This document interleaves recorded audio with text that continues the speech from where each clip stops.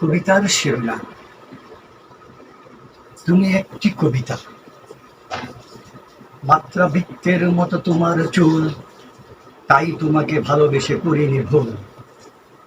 অক্ষর বৃত্তের মতো তোমার আখি, তাই তো তোমাকে আদর সোহাগে রাখি। স্বরবৃত্তের মতো তোমার ঠোঁট, তাই তো তোমার প্রেমে করেছি জোট।